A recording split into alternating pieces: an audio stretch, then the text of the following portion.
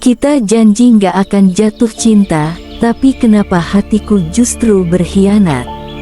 Kalimat itu menggema, bagaikan sebuah bisikan yang sulit dilupakan. Seperti bayangan yang terus menghantui malam-malam sepi, dan seperti luka kecil yang makin perih saat disentuh. Halo sahabat cerita, selamat datang kembali di kanal Teratai Jiwa. Hari ini aku akan membawakan sebuah kisah yang mungkin akan membuat kalian tertawa kecil, menghela napas panjang, bahkan meneteskan air mata. Tapi tenang, janji aku, kisah ini akan berakhir dengan hangat.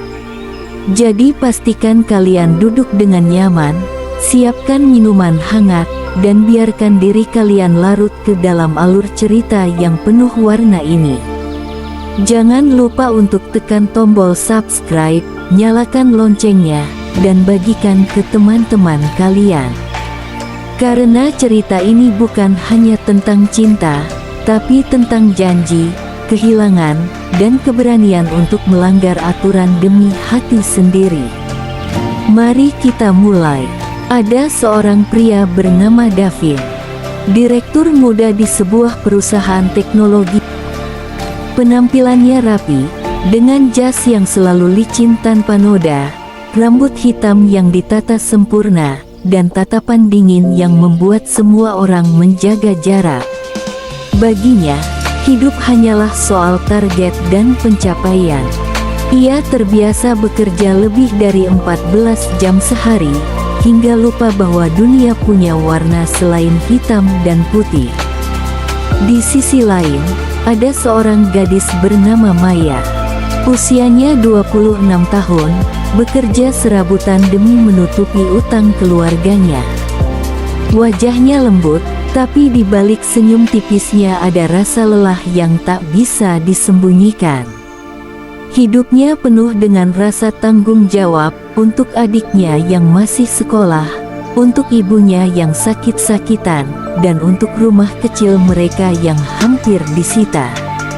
Takdir mempertemukan mereka dengan cara yang tak pernah diduga. Semuanya bermula dari sebuah pesta pernikahan sahabat.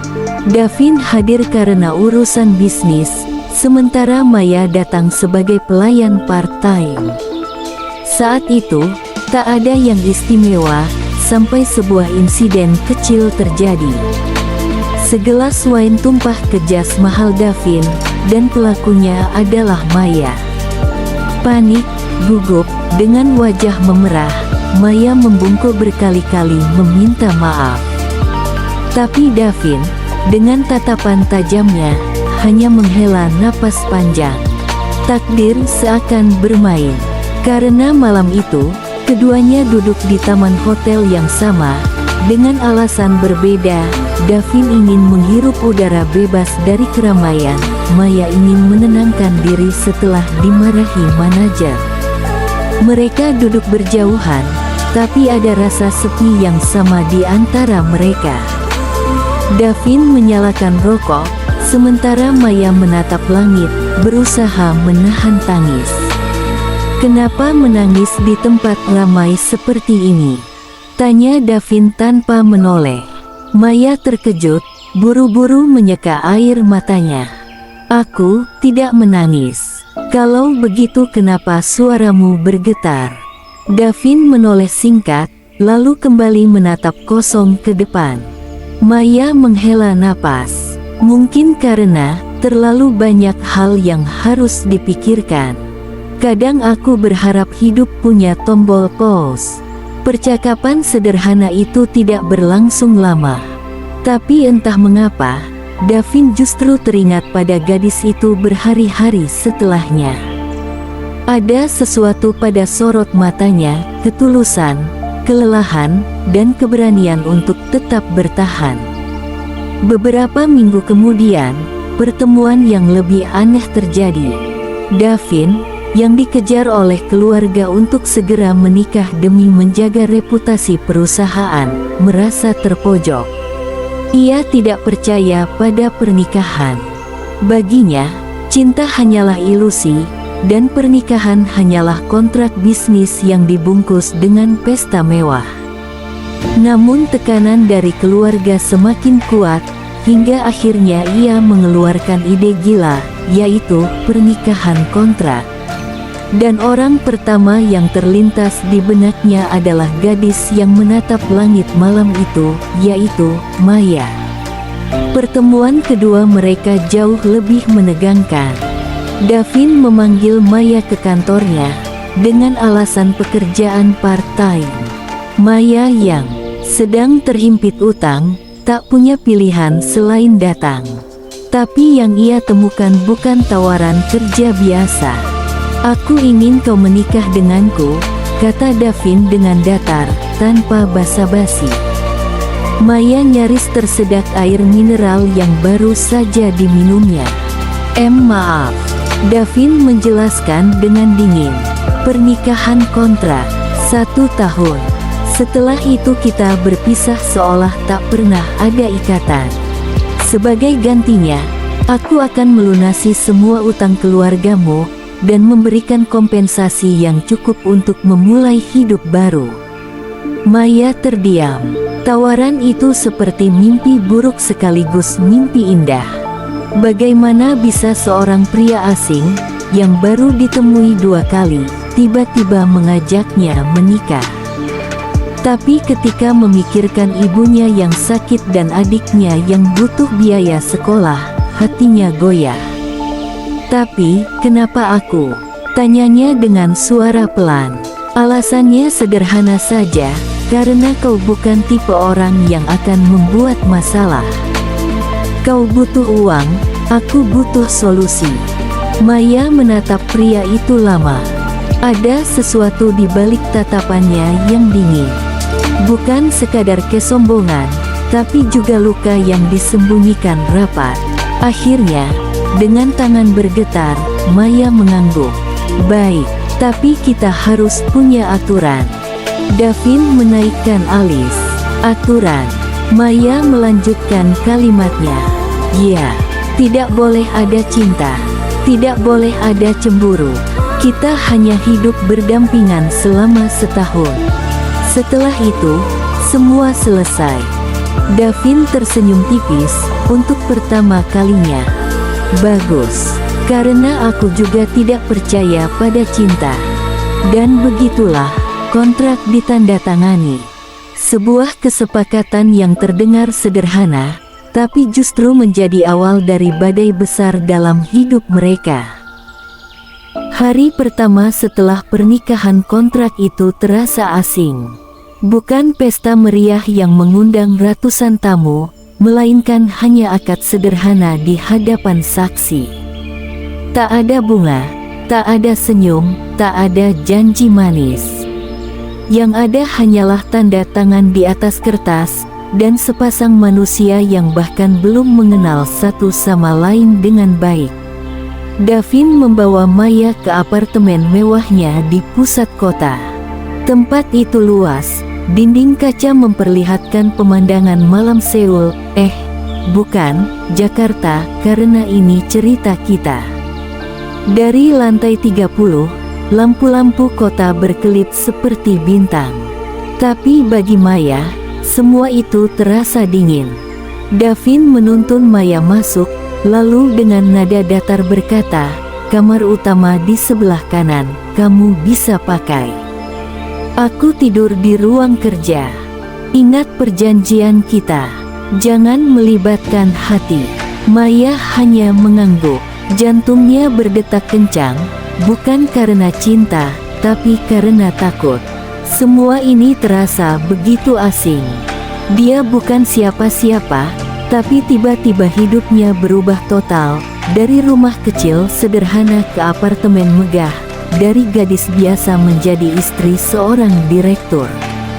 Hari-hari berikutnya terasa canggung.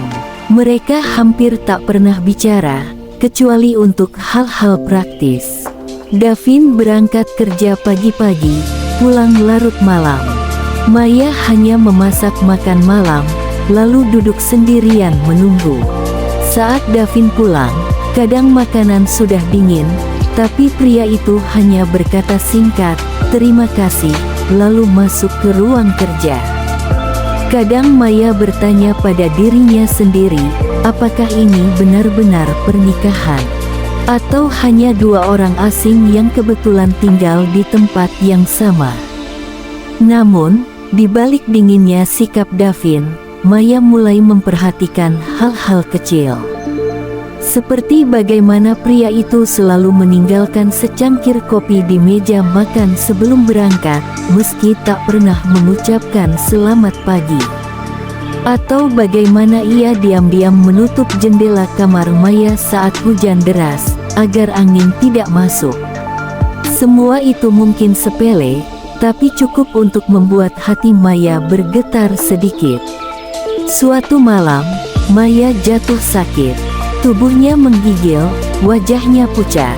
Ia mencoba bangkit untuk menyiapkan makan malam, tapi akhirnya roboh di dapur. Davin yang baru pulang terkejut melihat Maya tergeletak. Dengan panik, ia mengangkat tubuhnya ke sofa. "Hei, Maya, bangun. Kamu kenapa?" Suaranya terdengar berbeda, bukan datar seperti biasanya, tapi penuh cemas. Maya membuka mata dengan lemah. "Aku hanya sedikit pusing. Kenapa tidak bilang?" Davin terdengar kesal, tapi matanya gelisah. Tanpa pikir panjang, ia mengambil jaket, membungkus tubuh Maya, lalu membawanya ke rumah sakit. Malam itu, untuk pertama kalinya Maya melihat sisi lain dari Davin. Pria yang selama ini tampak dingin, ternyata bisa juga panik, bisa juga khawatir. Saat dokter mengatakan Maya hanya kelelahan, Davin menghela napas lega, seolah baru saja menghindari bencana besar. Sejak hari itu, sesuatu berubah. Davin mulai pulang lebih cepat, setidaknya seminggu sekali, untuk makan malam bersama Maya. Mereka mulai berbicara tentang hal kecil, seperti makanan kesukaan atau masa kecil. Maya bercerita tentang ibunya yang suka menanam bunga, tentang adiknya yang bercita-cita jadi guru. Davin, meski awalnya enggan, akhirnya juga membuka sedikit tentang masa lalunya, tentang keluarga yang keras, tentang hidup yang terasa seperti perlombaan tanpa henti.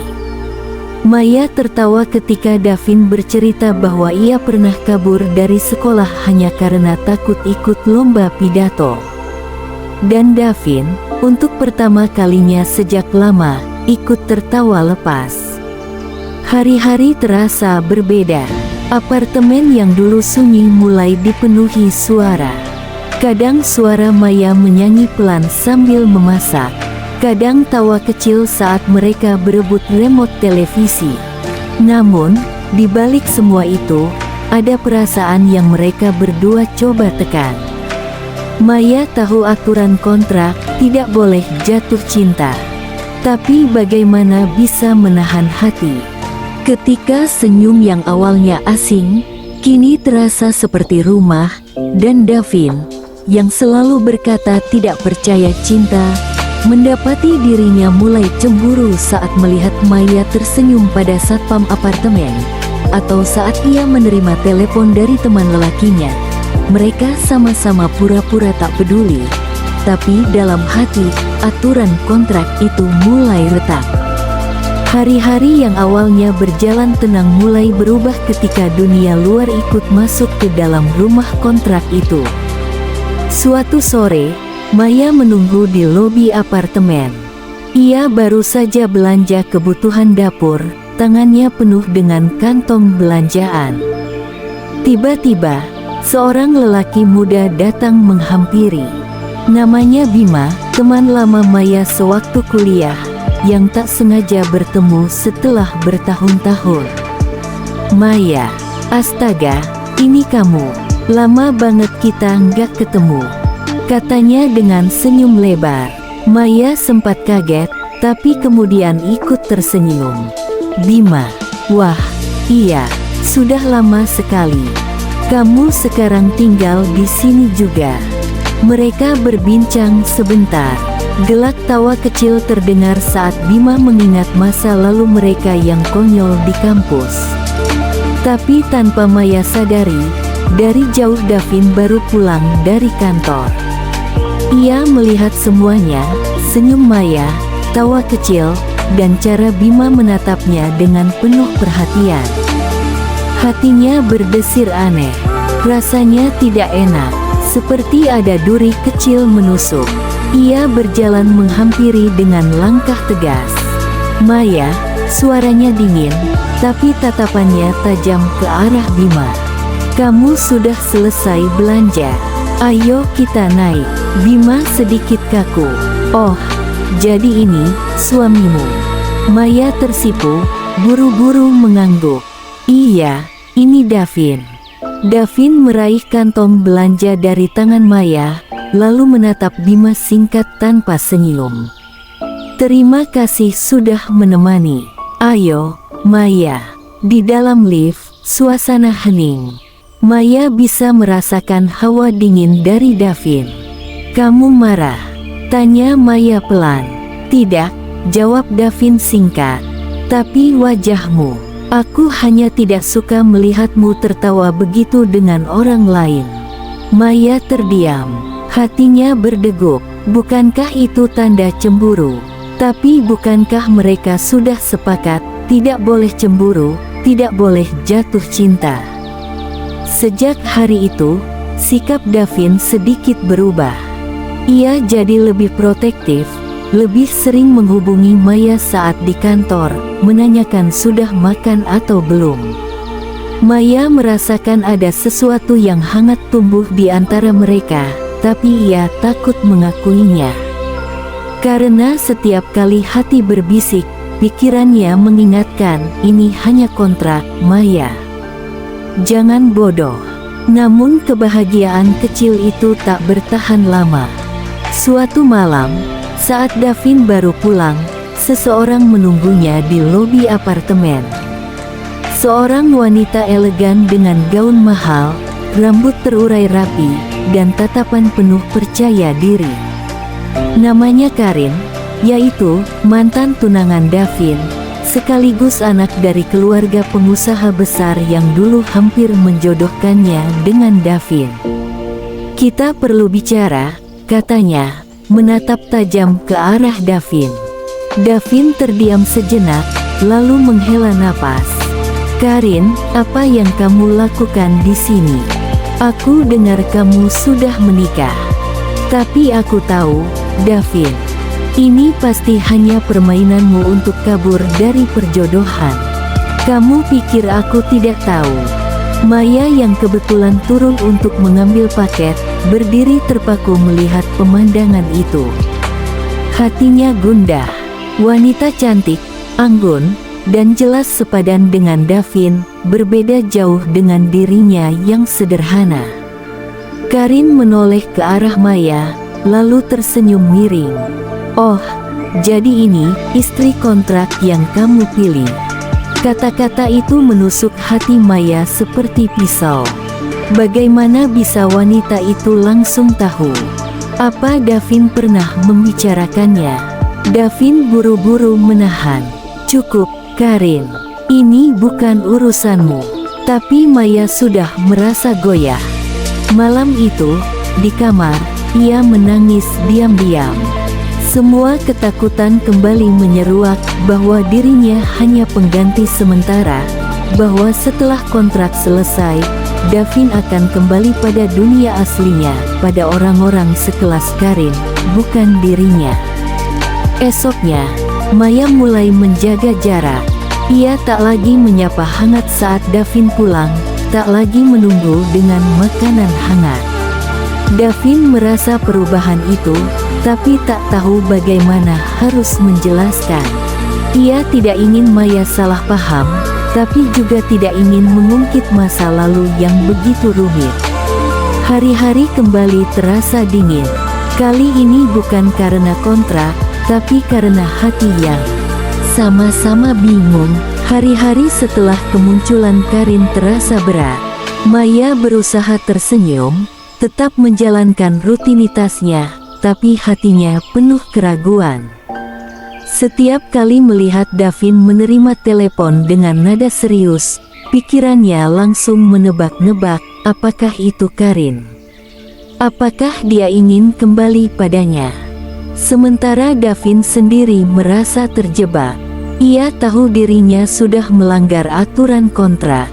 Ia tidak bisa lagi berpura-pura.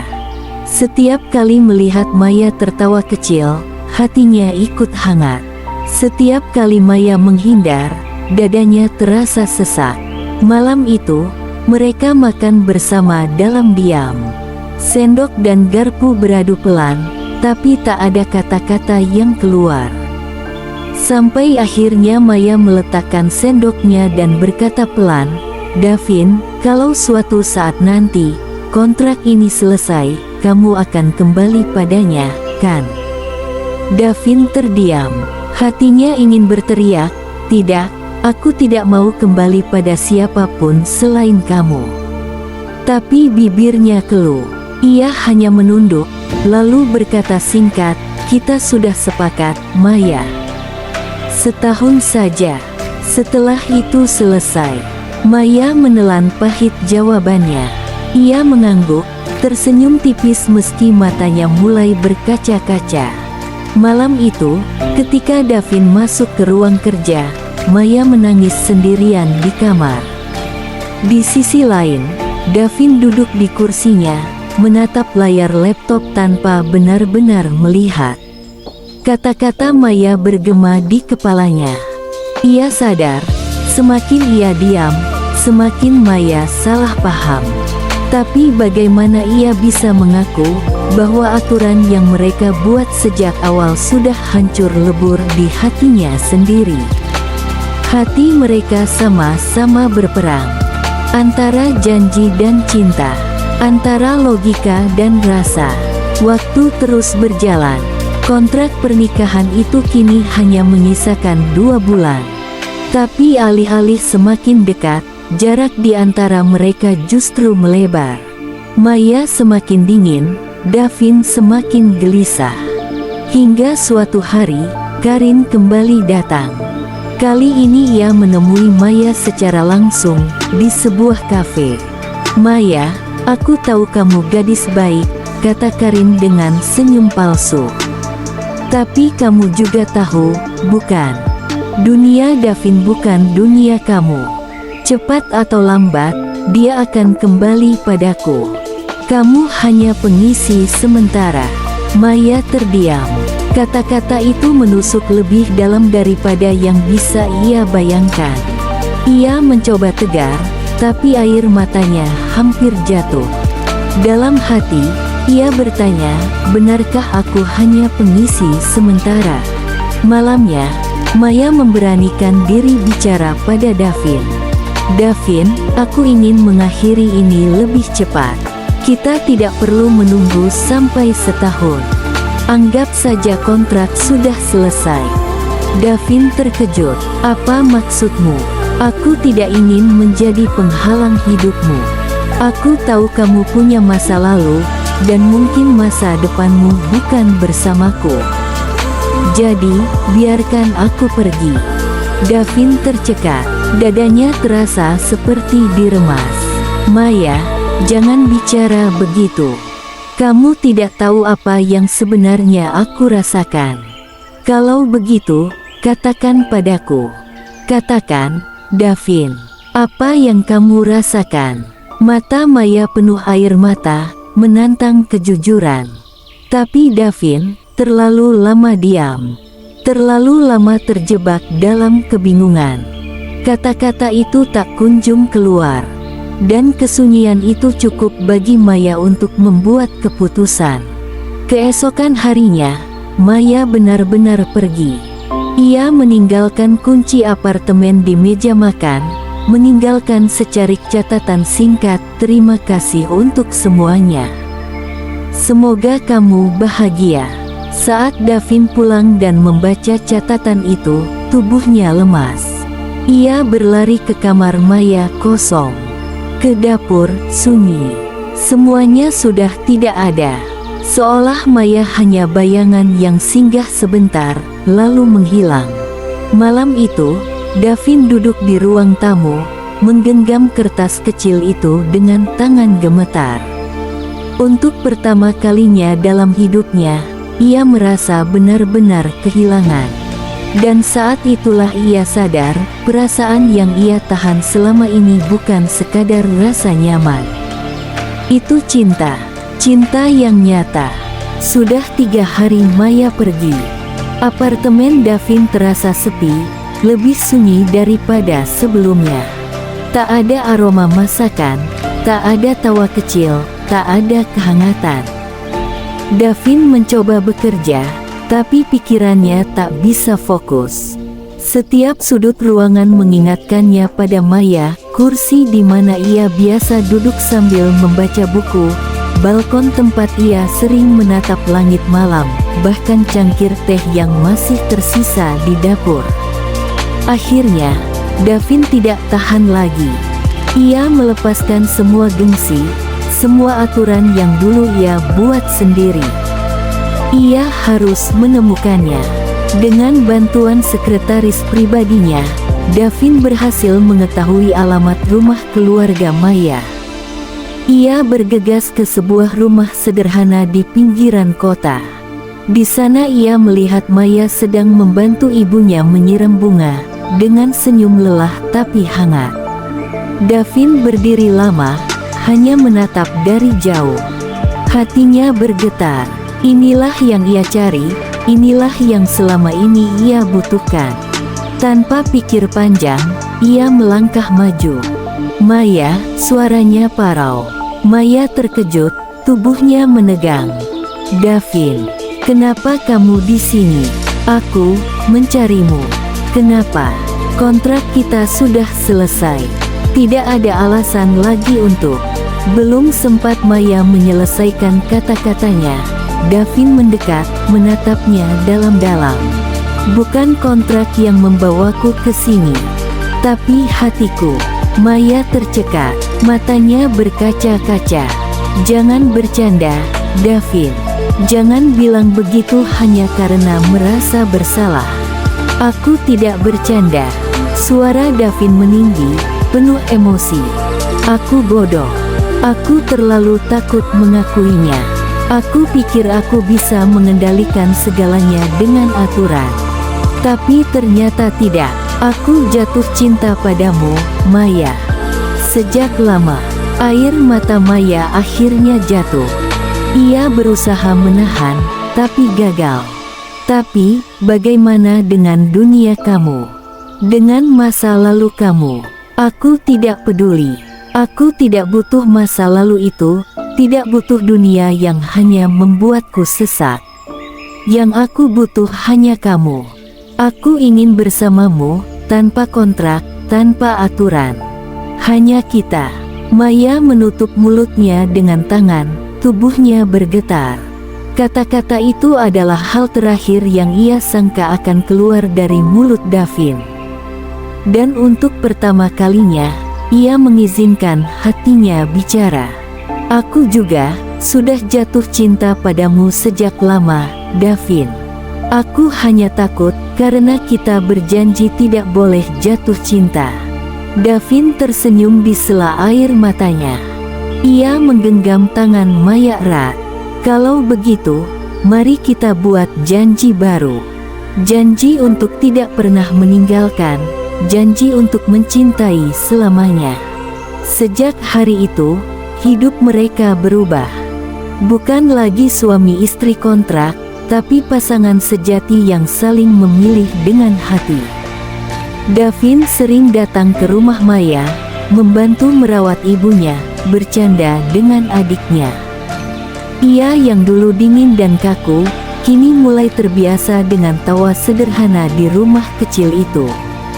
Maya, di sisi lain, mulai berani bermimpi lagi, bukan hanya tentang melunasi utang, tapi juga tentang masa depan yang penuh cinta. Karin sempat mencoba menghubungi Davin, tapi kali ini jawabannya tegas. Aku sudah menemukan seseorang yang benar-benar aku cintai. Tolong jangan ganggu lagi. Dan untuk pertama kalinya dalam hidupnya, Davin merasa bebas. Setahun setelah kontrak itu, Davin mengajak Maya ke sebuah taman yang penuh bunga. Di sana, ia berlutut dengan cincin di tangannya. Dulu kita memulai dengan kontrak. Hari ini aku ingin kita memulai dengan janji sungguhan. Maya, maukah kamu menikah denganku untuk selamanya? Maya menangis bahagia. Ia mengangguk sambil tersenyum. Ya, Davin, untuk selamanya. Pelukan mereka disambut oleh langit biru yang cerah. Tidak ada lagi aturan kaku, tidak ada lagi rasa takut. Hanya cinta yang murni, tumbuh dari dua hati yang awalnya terikat paksa, tapi akhirnya memilih dengan tulus. Dan begitulah, kisah kontrak pernikahan yang aneh itu berakhir bukan dengan perpisahan, melainkan dengan cinta sejati. Sahabat cerita, inilah pelajaran yang bisa kita ambil, bahwa hati manusia tidak bisa dikendalikan dengan aturan. Semakin kita mencoba menahannya, semakin ia ingin keluar. Karena pada akhirnya, cinta sejati selalu menemukan jalannya. Jika kalian percaya bahwa cinta bukan soal janji di atas kertas, melainkan soal keberanian untuk memilih setiap hari, tuliskan di kolom komentar. Aku percaya cinta sejati selalu menemukan jalannya. Dan jangan lupa subscribe, like, serta bagikan cerita ini ke teman-teman kalian. Karena siapa tahu, ada yang sedang butuh keyakinan bahwa cinta sejati itu nyata. Sampai jumpa di Teratai Jiwa dengan kisah berikutnya.